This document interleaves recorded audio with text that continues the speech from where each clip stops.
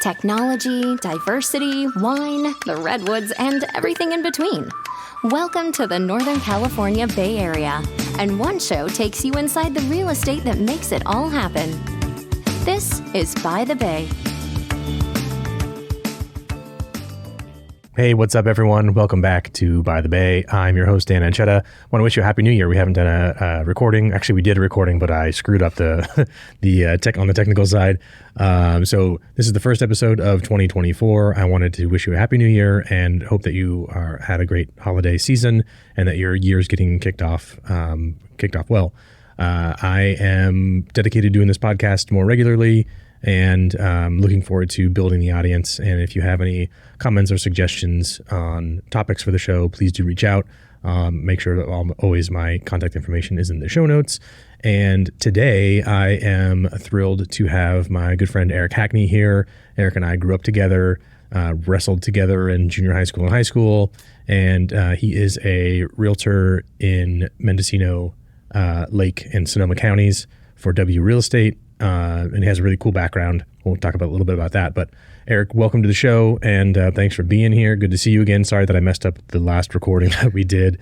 We had really great video, but the audio was on the wrong setting. So we did a test, and here we are. So why don't you introduce yourself to the audience, and we'll go from there. Yeah, thank you. I'm happy to be here again. Eric Hackney with W Real Estate, based out of Ukiah. We're Mendocino, Lake, and Sonoma Counties. Grew up in Petaluma and moved up Mendocino County just over 10 years ago. And so just been involved in real estate for about 12 years or so. Nice. And just finally made a decision to become a realtor just for, a couple personal reasons. Yeah. Yeah, we talked about that. And so you are helping other people buy and sell real estate, but you also have invested yourself. Yes. You and your wife have invested in real estate, and you have some rental properties and kind of happen into those, which is kind of a cool story. Yeah. So kind of tell us about your journey. Like how did you get really going in real estate and as an investor and then as a professional? So my wife had a home in Novato, and she really kind of got me into, the investment mindset of everything. Okay. She had her house there, and when I moved in with her, at the time, girlfriend, she was renting it out, and and then we did that for a while. We were kind of getting tired of it, and then 2008 happened. My parents moved away, so we took her house, we rented it out completely for a little bit, and then went over to my parents' house and kind of took that over, redid their place, and ended up put my wife's house on the market, and then we moved north and rented out my parents' house. And so from there, we sold the home in Novato and took that and kind of started picking up a couple rental properties up in Willits, where we're at now. Nice. And just kind of kept going from there with it. Yeah. So one particular story that you were telling me before is the property by the airport in Willits. So tell the listeners kind of how you happened upon that, because that's kind of a cool like corporate lease situation that you have there. Yeah, it's really nice. So my wife's a UPS driver, and she delivered to the airport, and all the pilots, everybody's running around, and it's kind of cool, helicopters and right, because it's a hub for Reach, which is the air ambulance company. Right. Yeah, so she's talking to some of the pilots and checking things out, and the one pilot made a comment about how they're moving out of the house that they're at, and they knew that we had a house right behind the airport. Right. And he's like, "Oh, it'd be great, because they're on call, right? So they have like a place for them to stay when they're not actually flying. They kind of like a flop house, kind of. Right. They get come in people and out, coming in from other states. They're there for 2-3 days, and then they're packing up and going to another base or something. Totally. And one of the guys made a joke about, "Oh, your place would be great. It's just right here, and it backs up to the airport. That'd be awesome. Walk out through the backyard. Walk right out the backyard into the airport, and she's like, "Oh yeah, that'd be interesting." And she came home and was like, "Hey, I was talking to so-and-so, and we think about renting a house out to him." And at that time, we had bought another place after we sold Novato as an investment property. And I just looked at her immediately. I didn't even hesitate, and I was like, let's do it. Done. Like, Yeah. when are they moving in? Yeah, let's so go. It was some long nights, I was working and kind of had to peel back off of work, staying there late, getting the place ready, got her moved in within, I think, like a couple months. Nice. And just kind of got them in there, and I mean, the place looks great. It's a cool way that people can like build a real estate portfolio. Is that was your primary residence? It was, yeah. Right, and then you converted it into be a rental property. Yeah. Moved into a new primary residence, which you had already owned. Yeah. Our story was very similar, where we owned our primary residence. We decided to buy a new primary residence and then rented out our existing property, and we put. Our first house, we did an FHA loan, put down 3.5%, and then on our second house, we put down 5% as a primary residence. So we didn't I've never made a 20% down payment. Yeah. On a primary residence, and now we've got 2 houses with equity, and it's a great way to build wealth as long as you're willing to move, right? Yeah, and willing to. I mean, there's problems that come up. And be a landlord. Being a landlord that's a big one. I mean, we've replaced ovens on Christmas Eve, like I got people coming over. Yeah, totally. Like, here we go, driving to Windsor because Ukiah Home Depot doesn't have an oven. Yeah, been there. But in the long run, it's real estate's it's a long-term goal, and it's not a get rich quick thing. Right. It's a long play, right? So our rental property cash flows a good bit, and the great thing is we put it into a 15-year mortgage, and the tenant pays the mortgage, and we have cash flow. And so we've had a tenant there for 4 years, so in 11 years or so. That's perfect. Maybe it's a little bit less, like 10 years we'll own the property free and clear. Yeah. And the tenant will have been the one to paid the entire loan off. Yeah, and then eventually, if things get good enough, you can always use that property to leverage that and buy something else. I think it's a good story to tell, and just people think, oh, I had to have all this money. I gotta I don't have a couple $100,000. Like, you don't need that much to get started. Long as you're willing to fix a property up or live somewhere that's not the forever perfect home, right? Yeah. So what's your experience with your buyers, and maybe you guys personally, like that journey that you see people taking to go from starter house to move up and so on? I mean, a lot of people are, they buy a house, they don't want to move. Or they're like, hey, this is, they don't think about, like, in the future, like, oh, we could potentially rent this out or move away or something. Right. And I try and bring it up to people too. Like, the more work you do to it, the better, the more equity you build up in your house and the way things go. And it's like, you can look at the future, you don't have to stay there. You can always use it to buy another piece of property or, use it as a rental or something like that. And it's kind of opens everybody's mind a little bit more, I think, kind of when you just explain certain aspects of it, I guess you could say. Yeah. I had a client yesterday who bought a condo, maybe 5 years ago, and they find the time to move up into a single family, and they built equity, they paid down their balances, they've made more money. She got married, so there's 2 incomes instead of one. Like, she's done all sorts of great stuff, and she's like, I don't know if I can afford, to buy the new primary residence and keep this old house as a rental. And I'm like, I don't think you cannot afford to. Like, you have to do that. It's going to build wealth for you over time. Yeah. And the rents have been going up, and it's going to cash flow. And so, like, let's figure out how to make it work so that over time someone else pays this mortgage down for you, and you build equity on someone else's dime. And she lives locally and has a good network. So, like, she's not going to go over there and replace the oven necessarily. I don't think that's within her skill set, which is fine. It's not within my skill set either, you know, but she knows enough people locally to be able to make that happen. Yeah. And has a good network. I think if you help people understand the process of it and kind of explain it, it's not as scary as it sounds. Yeah. I mean, there's definitely work. I mean, if you do buy a place that needs work, I mean, there's times you gotta grind it out and hustle to make it happen. Yeah. But if you look at anybody that's been successful and owns a lot of real estate for rentals or whatever, whether it's commercial or rental, residential. Yeah. I mean, they put into work. It all pays off in the end, though.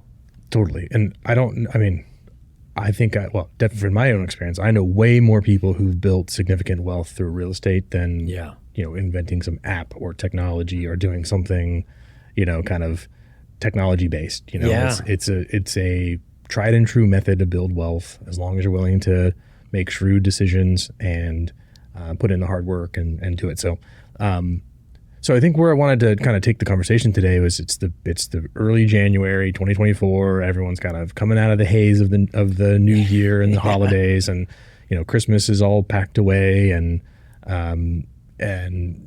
we're kind of settling back into, kids are going back to school, and we're settling into like, let's move forward with and actually get started on our year. Yeah. Right. Yeah. So you're relatively new to the industry as a realtor and as a salesperson, right? Yeah. So what are you doing to build success? I mean, you've been selling houses. I'm, looking at your social and seeing that you're, hey, another one sold. We sold another house, which is fantastic. It's a harder market right now. And I'm just wondering, like, what are the daily habits? Like, what are the things that you're doing to create success? I think one of the biggest things is staying top of mind to people, don't kind of get lumped into what everybody else does. Like, you got to find something to stand out.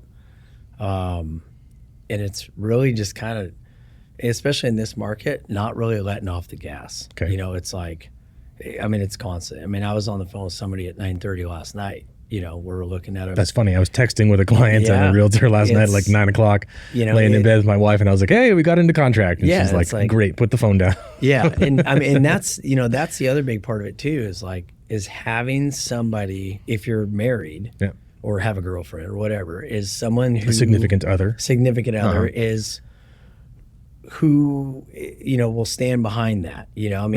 I'm on the phone constantly, and my wife looks at me like, really? Right. There we go. But she knows, like, she has a business mindset. It's a lifestyle, right? It's something that it becomes part of your kind of persona. Yeah. Right? Where you just know that you try not to have it interrupt family dinner, right? And you try to have boundaries, and that's totally cool. There are always exceptions where you have to step away and take a phone call, and that's inconvenient, but it's part of the gig. And you have to meet your clients. That's the thing. Where they are. Yeah. And I think, I've owned my own business for a long time. Right. And I think having that mindset is another big one, because you think of things differently than, it's, no offense to anybody, just a normal 9-to-5 job. You show up to work, your day's laid out for you. You get paid at the end of the day, no matter how hard you work, no matter what you do. Right. If you work for yourself, you've got to find money. You got to find clients. You have to learn to talk to them. And I think if coming from having my own deal going on and going into real estate, like, I still have that drive, that motivation, like, hey, you're on your own here. It's not going to fall in your lap. You have to be hungry enough to, like, be able to talk to people, be able to explain to them what's going on, have the hard conversations, be okay with losing business. Right. Well, and I'm sure that mentality of like, hey, I've got to work really hard to earn a living and to make it happen benefits your clients, because you're not gonna, sit on the sideline and wait for a deal to happen. Like, you're gonna be proactive, and you're gonna get out there and hustle and get in front of, make sure that they're front of line to get their offer accepted, or find properties for them. Don't wait for them to find a property. Like, I'm on the MLS almost every night. I don't care if it's Santa Rosa, Windsor, Willits. I'm constantly looking at properties just so I know what's going on. Everything, right now, like, one popped up 2 days ago, and they've already got an offer on it today. Yeah. And it's like, if it's a clean home, people are going to jump on it, and I think the people that are like, oh, it's New Year, we're just kind of getting started, we'll just roll into it. Sure. I don't think the market's going to allow for that right now. We're kind of like, rates are already starting to go down. We have low inventory. I don't think things are going to slow down enough to allow that. I've seen an uptick. Yeah. I look at loan applications coming in, because at Sequence we have 4 locations and a bunch of loan officers. So I'm looking at, like, who's taking apps and how many, where are they coming in, what type of transactions are happening. That's the kind of data I'm looking at all the time. And we've seen an uptick in refinance requests. It's starting to. And it's just, rates have improved, which is really nice. It comes off the highs of in the low 8s, and now we're like in the 6s and 7s, depending on what your credit is, Yeah. But competition is picking up. We're getting a lot more inquiries for people saying, hey, we were holding off last year, but we're hearing rates are coming down. This is like exactly what we had predicted, right? Yeah. Rates come down and everyone comes back to the table. But I think there's a really crucial window here in the next maybe like 6 weeks, right? Yeah. 6 to 8 weeks where people are kind of just waking up and going, oh, let's start looking. And if you've been on it, I think you can find. That's the thing. You can find a deal. And if you followed up with your clients throughout that time period, I think that's a big one. I was just listening to somebody talk about that.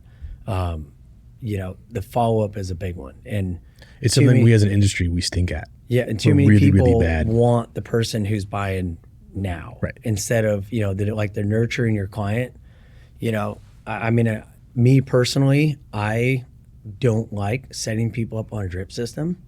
I feel like it pulls that personal, personalized service away, because you're basically telling the client like, hey, just kind of. You're only important if you have a transaction to do right now. Yeah, here's some homes to look at. Just let me know when you find some. Right. Instead, over Christmas and New Year's, I'm texting all my clients, whether they're looking 3 months from now or right now, or 6 months from now. Hey, happy holidays. Right. Hey, happy New Year. Not like I'm not giving them the real estate thing. Like, oh, this is what's going on. We better get on this. Sure. It's just having personal connection with people. I think, especially now, is a big one. People remember that too. So what I'm hearing you say, staying top of mind, but not doing it in an authentic way. Yeah. Right. Being available to people when it's like on their schedule. Where are you finding, like, where are your clients coming from? Are you buying leads? Are you have a big billboard? Like, how do people find Eric? A lot of it is word of mouth, and just kind of being active in your community, or even if it's not even your community, just people see you constantly. Like, if you just constantly are on someone's mind, like this guy, everyone's like, man, this guy's a hard worker. He's selling a lot of homes. He's helping a lot of buyers out. Like, this guy must be doing something right. Like, I want to work with this guy. Sure. And it pays off. I've got something potentially coming up in San Francisco, and I've got something potentially coming up in Napa. I mean, it's everywhere. It's just, you just got to be hungry enough to push your business and make it happen, I think, right now, and not letting off. I mean, I think a lot of people got used to COVID. Yeah. Where you just open the door and everyone's like, oh, I'll buy it. I'll buy the home. And now it's like, you've got to physically prove. I've always said this too. It's, you have to prove your worth to your client before they prove it to you. Because not everybody is fit for each other, but you need to prove to your client that you are the best agent for them to work with. Right. For their interest, that you understand what their needs are. Absolutely. Right. And if you're just going about it where you just, you'll show somebody some homes and they don't really show too much interest, and you're like, oh, they're not going to buy right now. And then you back off of them, they'll go find somebody else that wants to give them their time. Oh, 100%. And you can see it in the data that the people who are selling, 2-3 homes a month, they're the ones who are like really connecting with their clients. Been doing these podcast interviews for, a year and a half now. And very rarely do I hear, I exclusively use technology to automatically talk to my clients, and then it spits out, people who are ready to buy. I mean, that you can do that. I've seen that happen. I've seen that happen. The vast majority of success that I see comes from, the most important thing for me is building trust with the client to make sure that they understand that I care deeply about them as a person. It's huge. I want to get to know them, and then we find the right house in due time, whatever that is, that meets all their needs. Yeah. And like, that's it. I just had a sale in Clear Lake, and the other agent was like, we called 4 people. They're from out of state, and nobody wanted to give them time of day because they didn't have pre-approval. They had to sell their home there. And we looked for a couple of months, and they were itching to buy. They were in contract with their house. They're like, hey, we're moving. Like, find me a home. I did video walkthrough, sent it to them, looked like 3 or 4 houses, and they just moved right in. Here we go. And it's 4 or 5 agents over where they bought. I mean, they missed out on it because they just, I don't know. Yeah, it's in the world of, I occasionally get like a random WhatsApp message and just like, there's a lot of spam and there's a lot of like scam stuff that's happening out there, but you have to know how to sort through those, and there are legit deals that come around in odd ways, and you just have to be willing to take a shot at people at a certain point and go, sure, I'll drive out there and FaceTime you so you can check out the property, and I mean, go from there. To me, I mean, if you want, if you showed the proof of it and we're ready to go, I mean, I'll fly to LA to sell you a house. It's 6 hours to make money. Like, what, even if you drove there, it's like, whatever. Like, you want to make money or not, you know what I mean?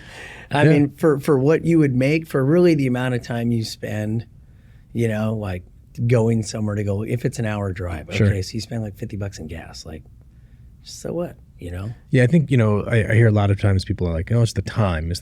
I don't want to, that's your job. Drive around and take people out to see properties if they're not qualified. And I agree with that to an extent. Like, hey, I want to make sure that you can buy the $1 million house before we start driving around looking at a bunch of houses. Like, let's get the pre-approval done. Let's go through the process. Make sure that you're using a qualified local lender that gets it, that understands the market and the nuances of every different like kind of submarket within the area. That's all good. Once you kind of get to that barrier, or through that barrier, go look at a bunch of houses. Right? Yeah. And I even think what you're saying earlier, sending people, and this kind of what we've been doing is sending people listings and showing them, even if they're a year out, just so they can calibrate their expectations. Yeah, you can see, hey, like, I want to buy next summer. Yeah, where the market's going. Or, I've got someone looking at Windsor, and they're not ready for, I don't know, another couple months. They got to go through taxes and stuff. But it's like, hey, here's one close to what you're looking at. Yep. This is kind of where just to set the market's at right now. And people appreciate it. They want to know that you're working for them. Yep. And it really shouldn't be the other way around. Right. I mean, this is real estate. This is your job, is to drive around and show people homes. I mean, I've shown people 15, 20 homes, and it's like, hey, this, they want to find the right house. They're buying it. They're going to be, some people live there forever and don't move, and that's what it takes. Yeah. It is what it is. Right. So, and I think part of the deal is finding joy and like happiness in that time, right? Like, I think some people might say it's a lot of time just kind of driving around. And then I guess the counter to that would be, it's an opportunity to get those people in your vehicle and connect with them and talk to them. Exactly. And get to know them better and to build that connection because they're the ones who wind up becoming your referral sources. Yeah, they're the ones who send you their friends and family and coworkers and whoever else. And if you thought of it that way, if it's not just you driving around wasting gas to drive a client around, that's marketing, right? Yeah, and I think how you interact with people is a big one. Like when you're at a showing. I mean, I've heard, we had an agent show us this, and they just walk around on their phone the whole time. And they're like, don't really pay attention. Right. And I mean, I've been at showings with people, and we were at one just, I don't know, like 3 months ago, and there's a cow stuck in the barbed wire fencing, and I'm like, the guy's wife was like, well, let's go get it. I mean, they're from, ranch properties and stuff. And I was like, all right, let's go. Let's go get it. I imagine that you walk around with a tape measure. I for some reason, I imagine you with like, boots and like a tape measure on and like a contractor clipboard, and you're like, let's take some measurements. I don't get that far. I don't know. That's in my mind's eye. That's what I imagine. I definitely look at, I'm pretty honest with people about stuff. I'll look at a house and I'll point stuff out, like, hey, this is kind of going on here. Right. This is what's happening. And I think, because your background, you've done like site work and tree work and all sorts of different mechanical things, right? Yeah, and people want to know, kind of what they're getting into beforehand. Like, hey, I noticed this about this house. This could be an issue, or let's check it out. Like yesterday, I was looking at investment property for somebody, and they physically told me on the phone, I completely trust 100% what you're going to send me and what your evaluation is of this home. Right. And I'm like, oh, like, to me, that's awesome. Like, I'm walking around looking at the home, like, on a video, talking to them. Sure. And that to me shows that you're doing the right thing. You're going in the right direction. When people start to really put their trust in you because they realize you understand what they're looking for, what you're talking about, and you're not trying to hide anything. Right. You know, you're just, even if they don't like the house, like, okay, so they don't buy that one, just you go to the next one. You know, like it's the right house for somebody. Yeah. Don't right? be afraid to like lose the deal. I think a lot of people, you know. It's a scarcity mindset. And I think it's one of those deals you have to break away from that and get into like, hey, if this isn't the right house, that's okay. If I'm not the right agent, that's okay. Then find the right, let me connect you with someone who you're going to love, and I'll happy to, happy to do that. I mean, real estate's cutthroat, but I mean, at the end of the day, everybody's got work together, and so you can't. That is a weird part of it. Where you're competitors and collaborators with everyone in your market. Yeah, and I think everybody kind of loses sight of that a little bit. They get a little carried away, especially right now, like when things are slow. I mean, I've had some other people tell me about some things that have happened. For some people aren't doing as good, and people make comments, and it's like, hey, it's nonstop. I mean, it's especially in this market. I feel like it's every day. Like you have to be on it, I think that's probably a good takeaway for any real estate professionals, especially newer ones who are venturing into this market, is like, hey, this is a full-time, full contact sport. You've got to be in it night and day, pretty much. And you see some of those prolific agents, it looks like it's just coming so easy to them, and if you pull back the curtain on that, it's because they put in decades of hard work behind the scenes. That's the thing. To make it look easy. Yeah. But it was not easy. It was hard work for a long time. You never know what people go through to get to where they're at. Oh, yeah. And I think a lot of you newer agents too, we're kind of going through this whole shift of agents. Like there's a real big age gap in agents right now. Oh, yeah. And I think it's like, these guys have been doing it for 35 years. Like if you don't show that you're, I guess you could say, like, if you don't show that you're worth their time, they're not going to teach you anything. Right. And there's a lot to learn from all the agents that have been doing it, that have watched the markets go up and down. Yep.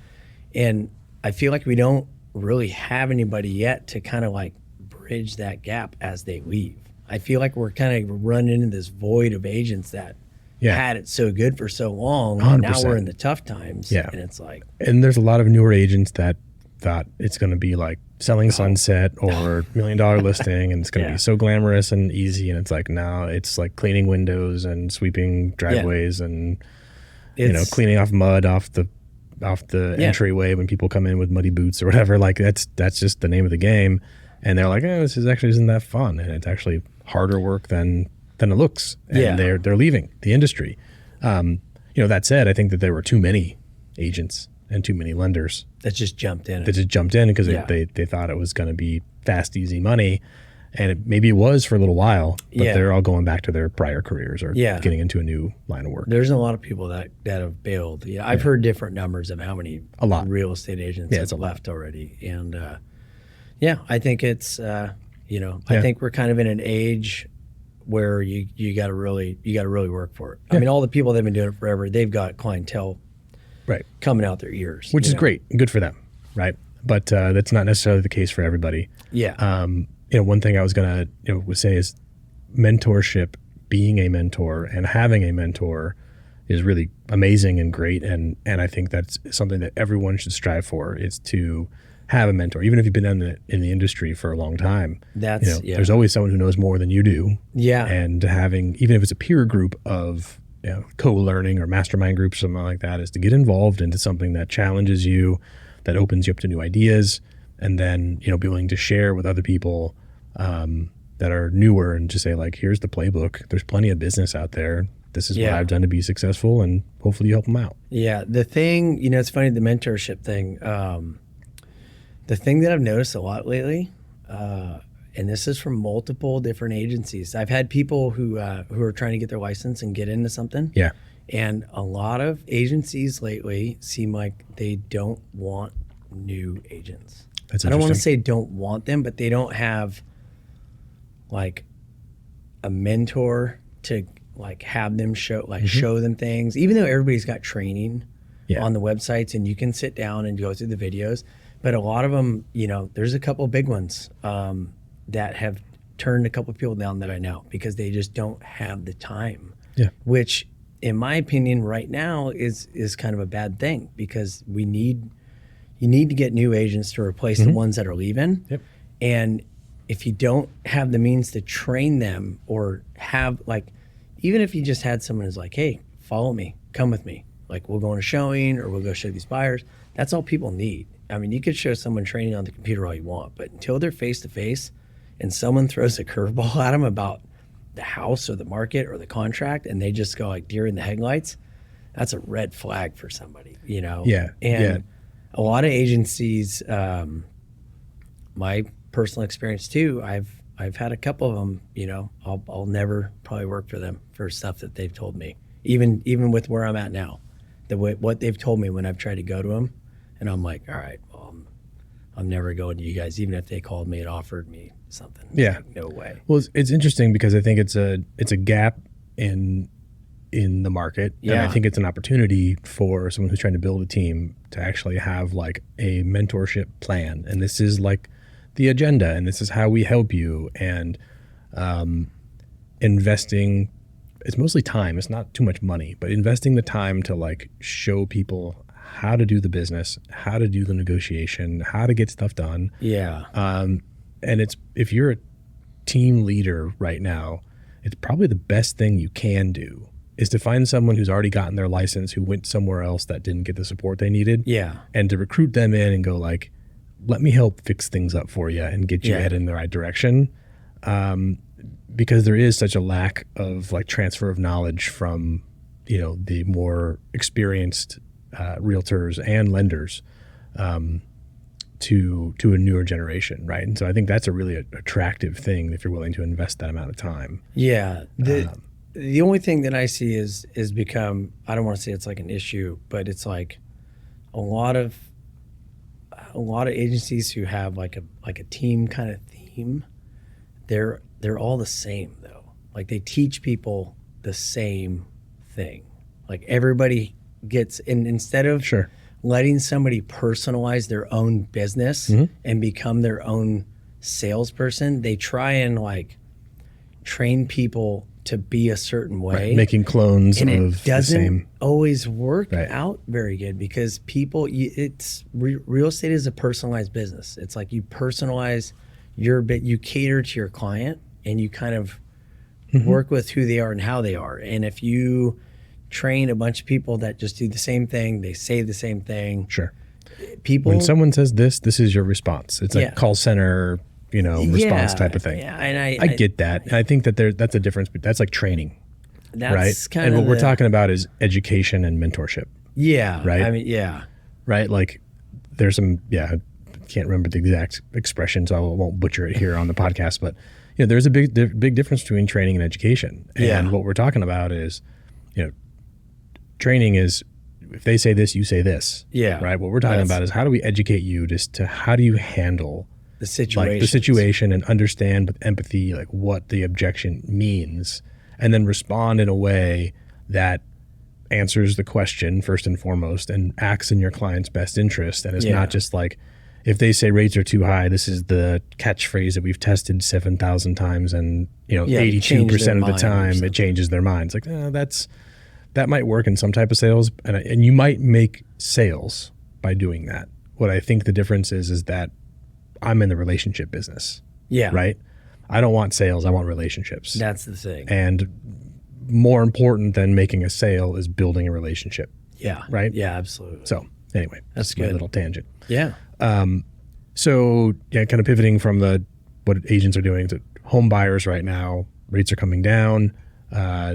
It's the new year. They're kind of like, everyone was waiting for 2024, right? Yeah. And it's like, okay, it kind of feels the same, but that's okay. What advice are you giving to your home buyers? It's like kind of mostly thinking about first-time home buyers because they're the biggest, class right now. yeah. What advice are you giving your first-time home buyers if you're, intro call today, we're thinking about buying a house in the next few months, or the right one came around tomorrow, we would want to make an offer, but our real plan is in the spring. Like what type of advice, because I hear that all the time. Yeah. So what advice are you giving to those folks? Definitely it's kind of figuring out what, first off, get with a lender, just to kind of see where they're at. And then that kind of sets reality into place. Right. Like, we want to spend like up to 500. Okay, well, let's get with the lender. Let's see what we actually are dealing with, what's going on.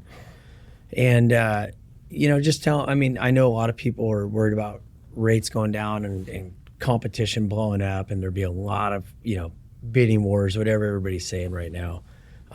My thing is, just be patient. The right place will come up. And if you find it, let's just be ready to jump on it, to capitalize on it, you know, and we're going to get more inventory is going to start showing up. I mean, right. Like you said, like earlier, right now for a little bit, if something good comes on the market, it's probably going to go, yeah, it's going to sell. I mean, there's people that have been sitting on the sidelines waiting for rates to go down for a while. And, I would just say it's just, you got to be proactive, I mean, if the right home comes along and you're like, this is it, like you got to be ready to buy it. Right. If you're not ready to buy, you want to wait till springtime, then I just, start saving your money, better down payment. Let's get you set up with a lender. Let's just kind of get that thing rolling. Yeah. And just kind of watch the market constantly, just find if there's something you like, let's go look at it. Yeah. If it's close to what you want, like, let's go check it out. It might not necessarily be the one that you want, but you start to get a good idea what people are looking for. And when they start looking at homes too, it might change their mind on what they're looking for. Oh man, I thought I really liked this in a house, and now I'm kind of like, I don't know. I don't know if I really like that anymore. Sure. So yeah, I think it's important also. A lot of the inventory I've been seeing coming on, needs some updating. It's not necessarily like needs to be fully renovated, but like it's a stale old kitchen. We've got a lot of homes that are going to start to come on and that were built in 1980. Right. So deferred maintenance, I guess, would be the nice a big one. way to say it, right? Yeah. I heard Matt Evans say something about deferred maintenance in a podcast. Oh, yeah. He was like, don't defer your maintenance. Yes. Like, just get it done. Yeah. Shout out Matt Evans, class of 2002. Yeah. Anyway, so I think it's, it's really important that people understand, like, hey, you might have planned on putting down 20% or 15% or whatever it is, but maybe you put down less so you have some cash in your pocket to fix that bathroom that you don't necessarily like in the house, right? Yeah. Or the siding is, roof needs to be done, whatever the situation is, like everything can be fixed. Just understand what it's going to cost you and what you're what you're working up against. Yeah, and then kind of explaining to people like their options, like seller credit, getting some money back at the end, and don't get so set on like, I want $20,000 off. It's like, well, there's another way we can go about it to actually keep money in your pocket and it'll lower your payment more. Like, I think explaining all those options to people is really big, because a lot of people, I don't think they really do that as much as they probably should. Sure. And in a fast market, it's hard to get seller credit, things like that. But I'm seeing seller credits on pretty much everything right now. Yeah, it's a lot. And I think just telling people to be patient, like don't buy a home based on like your emotion or being worried about something, because that's when you make probably the worst decision, is like making a spontaneous decision about it. It's like things will, the market it goes up and down. It always does. There's always deals that come up. Nobody ever is going to miss out like everybody's kind of preaching right now. I mean, for the minute, the inventory's down, but I called hundreds of expireds last year, and probably 60% of them, maybe a little more, but hey, we're going to pull our home off the market. We're going to do a little remodel, or we're going to wait till the market comes back. The feedback we got was this XYZ need to be fixed. That's it. All those homes are going to start to filter back out. I had a guy, he's an older agent, when I first started, and he told me, he goes, I tell everybody, wait till the end of February, list your home. Interesting. And he's been over like 40 years. It's so interesting, because I hear those things, and I hear the counter argument, and I hear something else, and then you look at the data, and it's like, is there really, this huge boom in housing, and is it really that fragmented? Interestingly, I was looking at our data. October, for whatever reason, every year for us is always the best month, one of the best months of the year. It picks up.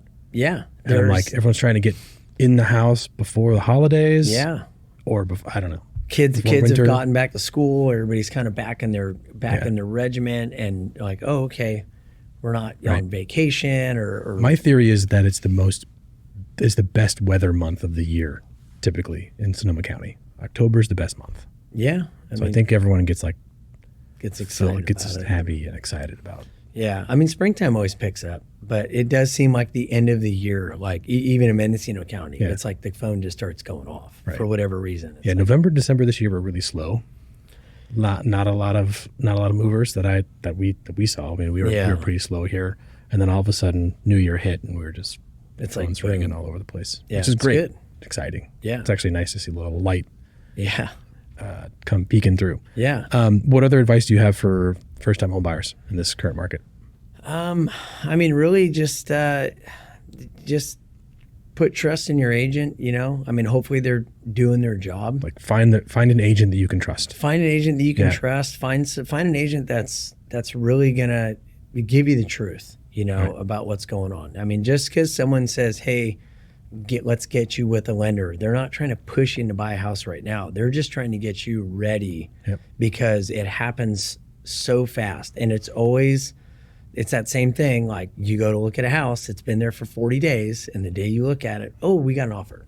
Every single time, like clockwork. And it's crazy.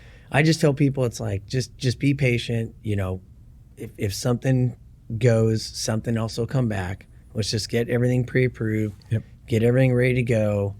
And, you know, just start, you know, if you see homes like that you like, maybe they're out of your price range, but it gives your agent, you know, and if you're an agent too, you know, it just give everybody the idea of what we're looking at. What are we trying to find? Instead of like, hey, here's like 6 homes that we want to go look at, and they're all different. Right. It's kind of like all over the place. But if you start working with each other now, you know what your people are looking for. You know what they want. So it makes it a little easier. And you can weed through, like cut your time in half, basically, which could make or break a deal. You know, if you know what someone's looking for and it pops up, it's like, hey, this is it. You know, like you're ready to go. I think the second part of that is understanding what different purchase prices and scenarios look like in terms of monthly payment. Yeah. Right. Because when we have the most success is when I have enough time to be able to actually like do the consultation with the client. Yeah. And go, you know, is this a house that you like for $400,000, for $450,000, for $500,000, for $550,000, and like what does that mean in different, you know, monthly payments? Is this a house that you can live in for $4,000 a month, or is this a $3,000 a month house? Yeah. Right. And then like being able to know, hey, we'll make an offer on it, but if we like it enough at this price, but if there's a bunch of competition, we're not going to go into the bidding war. Yeah, we don't want to get carried away. Right, and just be real and know what those numbers are and know where you're stopping, like where your hard stop is, and go, if it's more than $475,000, we're not interested in that. Yeah, and I think that's a big one right there is being upfront with your agent. Like and knowing when to walk away and just be like, and also knowing we love this house, and for $5,000 more dollars, like don't let this one get away. Yeah, that's a big one. You know, I think just getting all the numbers squared away and just communicating about what's going on, what we can afford, what we can't afford. This is as far as we want to go. Right. You know, so finding an agent you can trust, understanding what the numbers mean, knowing what's important to you, and then like being open and clear with your agent to say these are the things that we feel like we need to have in the house in terms of bedrooms and square footage and location and stuff. Yeah. But then also maybe be open to your professional's suggestion. Like that's a big one. You know, like I've told people too, like, hey, if I send you a house that's $15,000 over what you told me, like, well, you know, don't shun it. Right. Like there's a possibility. You got to do inspections. Look at it. We might be able to get it down there. Sure. You know, like let's just look at it, check it out. Because I mean, I've had people, they'll look at something and be like, that's a little bit more than we wanted, but man, this is like, we love it. Gotta have it. This is it. Yep. You know, and great. Like, okay. Then let's figure out how to make it work. Figure out how to make it work. You know, like let's start. And then on my side, it's like, then let's look at your budget. Then let's look at a detailed bank statement and see where you're spending your money. And let's find that extra $250 that you need to make this affordable. Yeah. And I'm sure everyone's got stuff in their budget they can cut out. Having a good lender is a big one. I mean, not every lender, you know, I mean, I'm sure you know, not every lender is the same. Some people look at things differently and they're like, hey, you could actually use this here and we can put this here, you know, and so that's a big one. That's true. That's a big one. That's you know? true. Don't just get, you know, I mean, I've seen people that are like, oh, I've got a lender and this and that, and I've dealt with them, and I'm like, okay, and then like they'll move to another one or something, and next thing you know, it's like, oh, we found $500 extra a month that they could get. Yeah. So I think if you're selling rate, you're in the wrong business. We're selling advice and help, and we're really in the business of supporting people making a huge financial decision. Yeah. Right. And I think that gets lost a lot in the mix, right? It's like, I'm not just here just to, lots of people can make you a loan. People choose to work with me specifically is because like, I'm going to sit down and give you advice. I'm going to help you normalize this personal connection, this scary process, and encourage you and let you know that it's possible. Yeah. And show you the ropes and make sure you fully understand everything. Funny anecdote.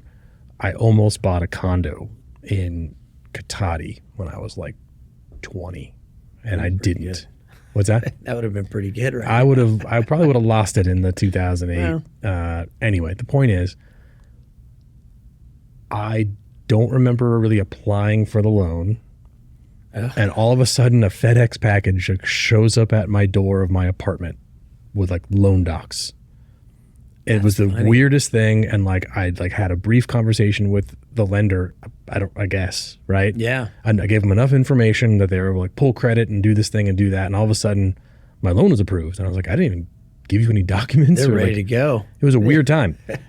And I remember, like, reflecting back on it, it's like, how irresponsible. There was no consultation. There was no education. There was no, like, do you understand what you're signing up for? Do you understand what these instruments mean? Do you understand, like, how this is all going to go? It was it was so weird. It was the terrible experience overall. I didn't wind up buying the condo. I, like, just let the docs sit there, and it's like, this isn't right. It was the right decision for me. Yeah. But that's kind of where I draw from to go, like, you have to understand this is a huge commitment. Yeah. Right. And you really have to understand what it means to sign these documents, to sign these papers, and don't take it lightly. What everything's telling you. Right. It's same with the purchase agreement. Right. I had people like, hey, I'm gonna send it over. Just call me if you have a question. No.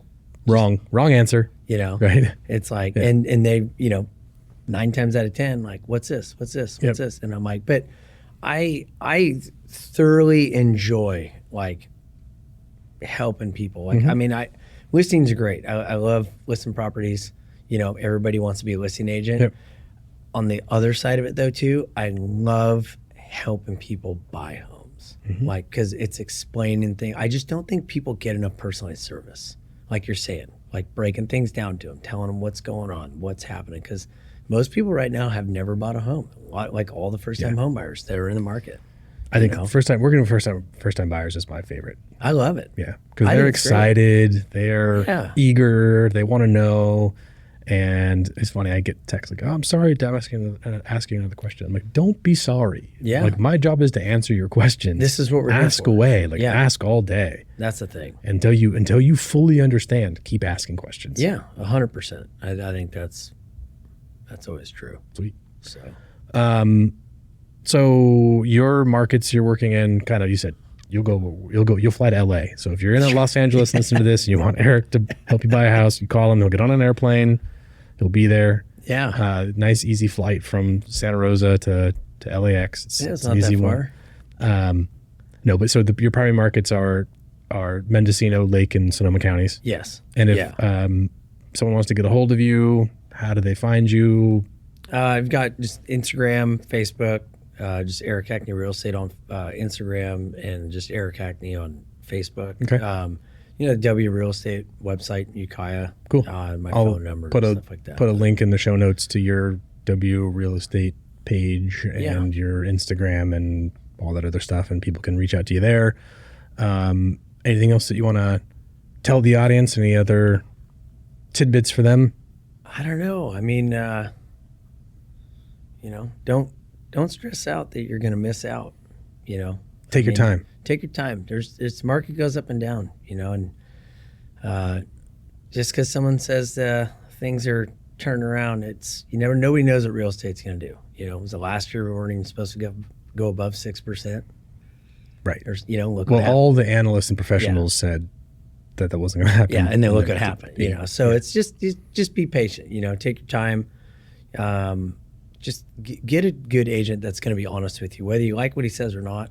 At least an honest opinion, and someone who's not pushy, trying to get you to get in a home this second. There's something's going to come up. Well, we haven't even seen the inventory show up on the market yet, so It's like, don't jump the gun if you feel don't let somebody make you feel like you're going to miss out. I like it. So I think be patient. Yeah. When your time's right, it'll be right. Take your time. When you're ready to buy, that's when you buy a home.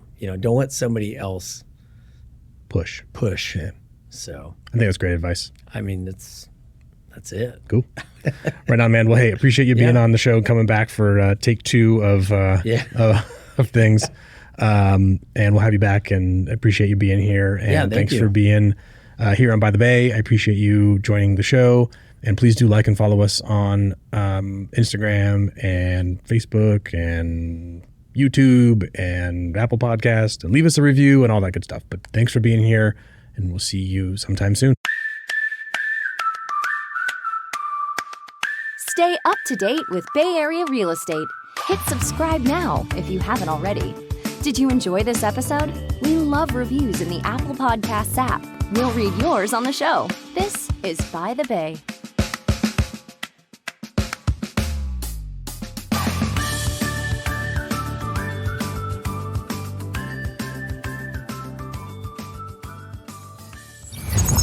Lending Ear Media.